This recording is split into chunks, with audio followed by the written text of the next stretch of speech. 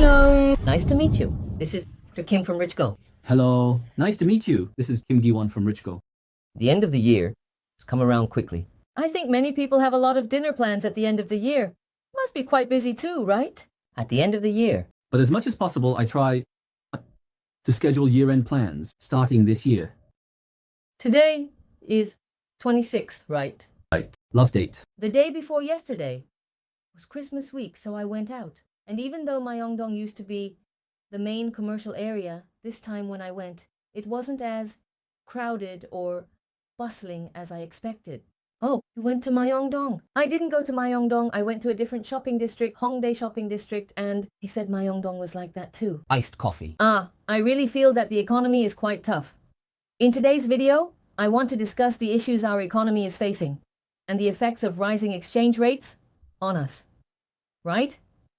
For those who have been watching my videos for a long time, you know that I've been saying, since the dollar was in the low 1200s, that the dollar is like insurance, so you should definitely hold on to it. I've been saying that repeatedly. That's why you absolutely have to take it. You've been telling me. Buy without it. That's right. I mentioned that, didn't I? What's clear is this. Who knows if an accident will happen or if an economic crisis will hit next year? What's important is that if we compare it to driving, I see the future of the South Korean economy and the real estate market in a certain way. Right now, the road is very narrow, there's a lot of fog, and the path is all winding. Is the chance of an accident high on this kind of road? Is it low? Of course, the chance of an accident is high. So, what are we doing? You have car insurance, right? But what is the insurance for my life and assets? That's exactly what the dollar is.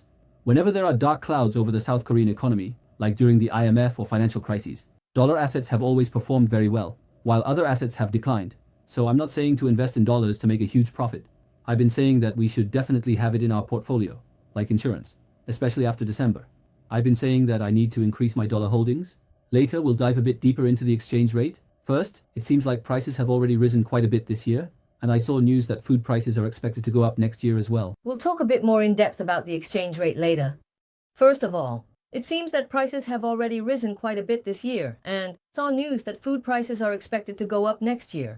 How much is it going to go up? That's because, first of all, the food price index keeps rising. Food price index. So, I mentioned this part, didn't I?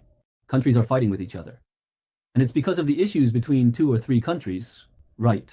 This food inflation is bound to continue. So, first of all, food price index is rising, and Korea exports most of its food. We import it, right? Wow. I got caught. That's right. Well, since it's on your mind right now, I threw out a quick question. I need to be careful. Yes, careful. Stay alert. We import most of the food, eat right now. So, what does that mean? The global food price index multiplied by dollar amount. Because we have to buy it in dollars, right? But the food price index is going up, and the dollar is going up too. It's a double whammy, isn't it? So it's going up double. So what does that mean? Next year, the prices of domestic food and dining are expected to keep rising. Right. Why? As I mentioned, the dollar is continuously skyrocketing right now. So this is really a very dangerous situation we're in. So, especially for those who run their own businesses, this is really bad news. It's already so tough, and now you have to buy raw materials. But the prices of those raw materials are going up. And when the prices of raw materials go up, the selling prices go up too, which means the cost of the food on our tables is rising. That's right. Everyone struggling. That's right. So no matter how tough things get, everyone still eats at least 2 meals a day. You have to live. So 2 or 3 meals. So this upcoming dark cloud is not just an ordinary, serious issue, folks. Yes. You might feel that there are people in transactions. It seems like the overall consumer sentiment has really shrunk. They don't buy, right? That's right. They don't buy. So there's something we can know through data, which is called the Consumer Sentiment Index. So people's psychology is like this, but after the state of emergency was declared, consumption has actually increased. So let me show you the most recent data. Here, you can see this chart, which is the Consumer Sentiment Index chart. So if it's above 100, that means optimism, meaning people's consumer sentiment is improving. And if it goes below 100, it indicates that consumer sentiment is not good. At this point, if you look back, the financial crisis was at its worst in December 2008, when it was around 81, which was really bad. Then, in April 2020, when COVID first hit and people couldn't go outside at all, it dropped to 70.8. And then in July 2022, when there was a significant crash in the real estate market, it was at 86.3. But now, if you look at how much it has dropped in December, you can see from the chart pattern that it has completely plummeted. During COVID, in 2022, we're seeing this sharp decline. Now, what do you think? But if you look at the chart, it's the same with the IMF. COVID was like that too. There were clear external reasons that anyone could see. There were reasons, but what is the reason now? When I say that, it feels like we can't pinpoint just one specific reason, and it seems to be the same now. Like someone with diabetes, slowly creeping in. It's creeping in slowly, but this creeping is starting to pick up speed. I've been warning about the risks related to the economy and the market for a while now. These days, what I'm noticing from various indicators and what I feel in the actual field is that this has gained momentum. It's at a level similar to the negotiation crisis. Yes, that's right. That's right. People's sentiment is freezing up. So, I'm saying that for the first half of the next 25 years, the policies might not be the worst of the bad problems, and there might even be a slight rebound. But I'm also saying that the second half is really where the danger lies. What measures need to be taken to go back up? Do you think it will be easy to take measures to go back up? The dollar needs to go down. It's not something to worry about. Why not push out some of the dollars you have this time? If you solve it, no one will know. Right? Oh, really? Shouldn't we lease it? Isn't it a problem? It can be solved by releasing it. It's not a problem that can be solved just by releasing it because the amount of dollars isn't enough to save or doom the country. Oh, I see.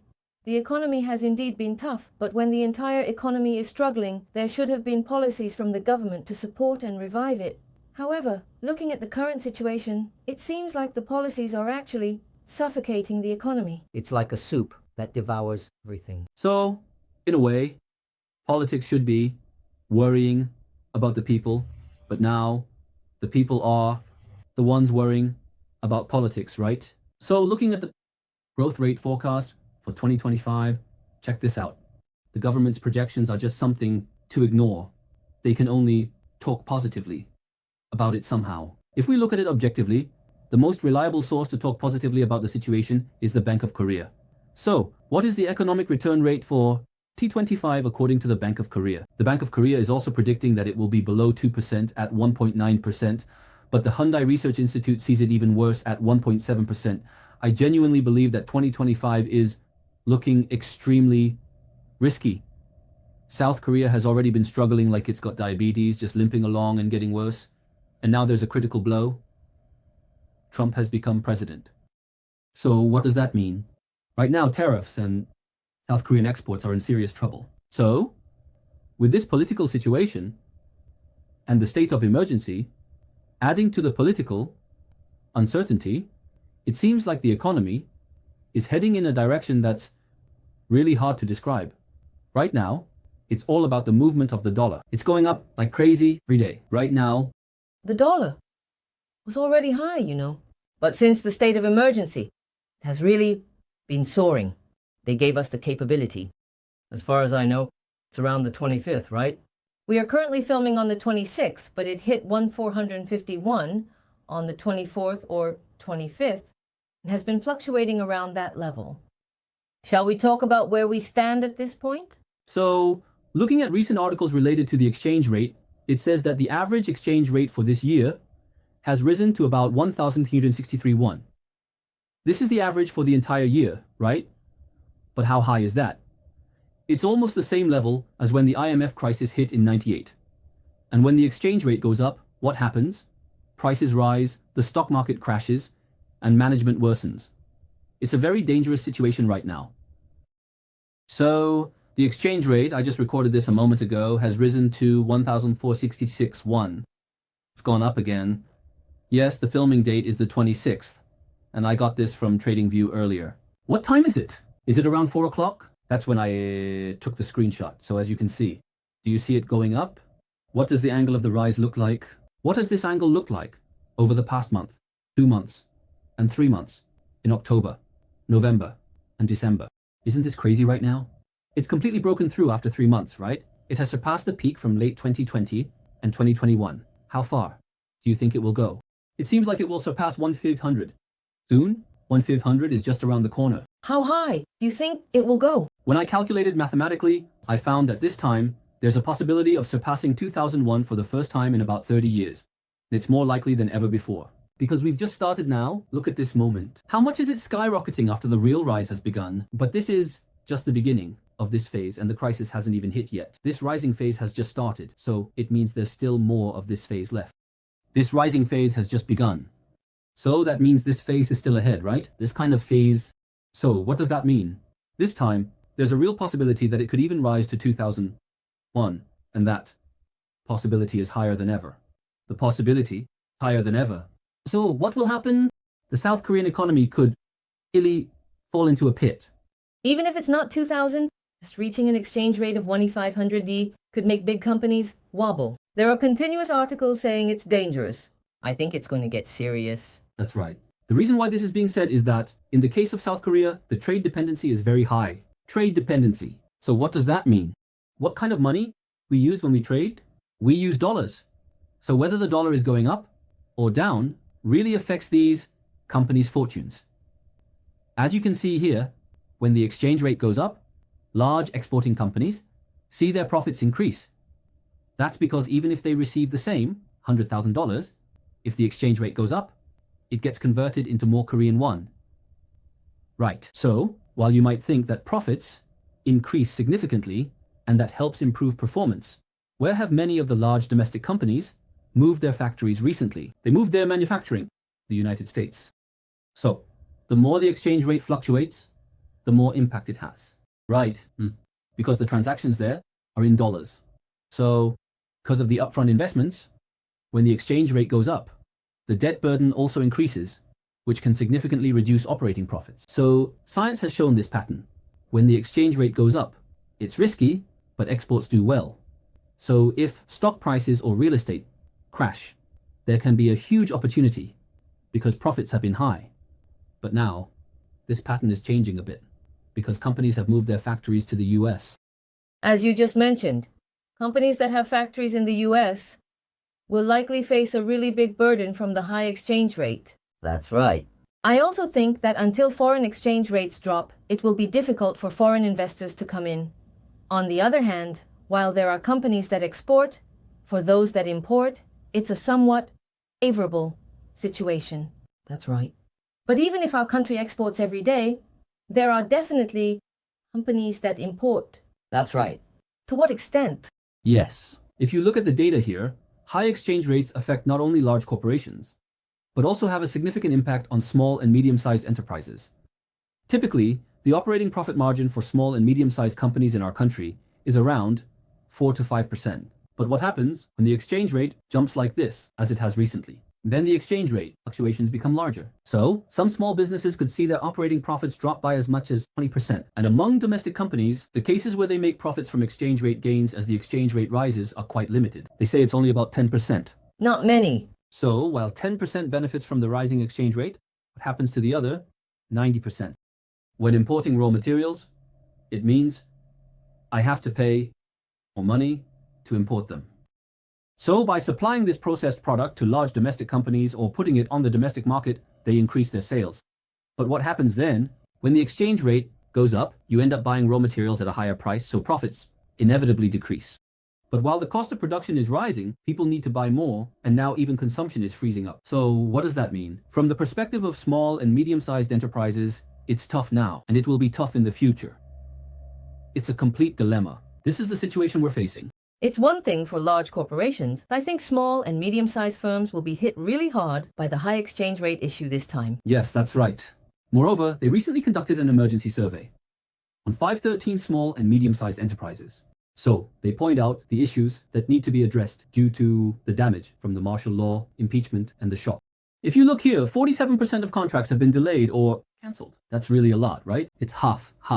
That's really a lot, right? And then there's the overseas buyers. Next, inquiries from overseas buyers have increased by 23.7%, and issues arising from the high exchange rate are at about 22%. Then, delays and cancellations in orders are around 17.8%. So, looking at this, it seems like the situation is gradually heading in a very negative direction. The economy is a problem. The rapid rise of the dollar is a problem, and political instability is also a problem. There are so many issues to address right now. It's not just one or two issues. As we wrap up today's video, let's summarize things. First of all, I've always said that you should hold on to dollars like insurance. Hasn't it gone up too much right now? Do you think this has gone up? Are you asking me? Assets rise in order, but when everyone says buy dollars, it's over. The dollar hasn't peaked yet. It's like insurance, not for profit. I get asked that a lot. There are a lot of stories like this. It's okay. But if everyone around me, even ordinary people, start saying, hey, we need to buy dollars now, then that's when it's over. From my perspective, I don't think the dollar has even reached the level it should be rising to. There's a high probability that we haven't even hit the midpoint yet. And I've told you before, don't think about making money with dollars. The dollar is like insurance. Are you going to make money off your insurance? No, right. It's there to protect you in case something risky happens. It's about protecting myself from risky situations. In case there's a significant problem with the South Korean economy, I'm saying to hold on to dollars to safeguard my other assets, like real estate or other investments. That's why I didn't buy dollars when they were in the 1200s, or even in the 1300s. And I kept talking about it. So what do you want me to do? Why does this make me feel so uneasy? Makes sense. Oh, it's a lack of agreement, right? That's why I've been saying this over and over again. Everyone is just living their own lives, taking responsibility for their own perspectives. So everything that happens in my life is my fault. The problem is that this insurance, the dollar, has stopped being just insurance. It's an insurance that has started to gain a lot of strength. The returns are incredible right now. It's continuously rising. And because of this, the prices of food and essentials are already in a crisis. And it's only going to get worse. Right. Then small business owners in the restaurant industry will have a harder time. But consumers are really tightening up right now, especially in December. Did you see the data earlier? It's really frozen up, and if the dollar goes up and prices rise, next year it's going to get even tougher. And this affects not just large corporations, but it has an even greater negative impact on small and medium-sized enterprises. And during this time, there are many people talking about a rise in real estate in 2025. It's really frustrating because I believe those people really think that way. They truly believe that real estate will go up. I don't want to discourage them, but what worries me is that such talk might lead them to make risky decisions, especially during a dangerous time like this. Thinking about buying a home, that's what really concerns me. Whenever the dollar skyrockets, Korean assets have always plummeted. And now that it's really starting to rise, are we just going to rush in without any fear? This is really a big problem. Because of that, people who went all in on real estate in 2020 and 2021 are now seeing a huge increase in auctions at record highs. Back then, everyone was saying that real estate was going up, that it was all going up. It was the same reason as now. The reasons were almost the same. But do those people take responsibility for your life? No one is going to take responsibility. They still say it's going to keep rising. Why? Those people, no choice but to say that. Why? Because they were really wrong once. Or they're saying, oh, it's going down. Do you think you can change your answer? I don't understand why someone keeps choosing the wrong answer knowing it's wrong. That's because it's connected to incentives. For example, have to make a living. I can only make a living if real estate goes up. There are a lot of people like that. So because of that incentive, they keep failing to look at the market objectively and only keep searching for reasons why it should go up. Interest rates going to rise. And then there's a supply shortage. They keep looking for reasons to lower prices, gaslighting themselves, yet they can't talk about it that way. They say it differently. The truly dangerous people aren't those who believe in rising prices. The truly dangerous pretend to care while secretly gaslighting, pushing others to buy real estate in risky times. Their outside and inside differ. Companies like Samsung Electronics are consistent. They express true thoughts. Even if the road is winding and foggy, accidents can be avoided. But if no accident happens, they might say, see, no accident happened, it's fine. When conditions become difficult, we need to be cautious and take measures like getting insurance. Acting too aggressively now could lead to problems. So, I hope everyone prepares well for 2025. Yes, understood. They're sharing thoughts, seem naive, used a road analogy, foggy, winding road, accidents avoided, no accident, fine, thinking common, life unexpected, conditions tough, cautious, consider insurance, aggressive leads to problems, prepare for 2025, discussed economic risks, ripple effects of high exchange rates, and then they say, see, no accident happened, it's fine, right? This kind of thinking is very common. Life can always throw unexpected situations at us again. That's why, when the surrounding conditions become difficult and challenging, we really need to be careful and take measures like getting insurance. If we act too aggressively right now, it could lead to serious problems. So, I hope everyone tightens their belts and prepares well for the tough year of 2025. Yes, understood. We've talked about the current risks in our economy and the potential ripple effects of high exchange rates. Oh, just a moment, sorry. Something I want to say. I was really surprised. So, what I'm saying is that with the huge crisis coming in 2025, I'm also saying that opportunities are on the way. So, who is this opportunity best for? I'll make a separate video about that later. For our overseas compatriots holding dollar assets, really great opportunity is coming. For our compatriots watching Richgo from abroad, they say they'll definitely make another video about this, so you can see it. As the dollar goes up and domestic assets plummet, having dollars means you can buy domestic assets at a much better value. It's like getting a lot of bang for your buck. Yes. So, if there are any of you overseas who are looking to buy domestic apartments or commercial real estate through auctions, feel free to contact me later. I'll actively help with that. And I think I'll be talking about this a lot when the right time comes. Yes. Got it. How many stars do you give it? I'm sorry, jumping in. I just only remembered. No, it's not. Thank you for the good information. Yes. It seems unlikely that we will find economic stability right away unless political instability disappears for the time being.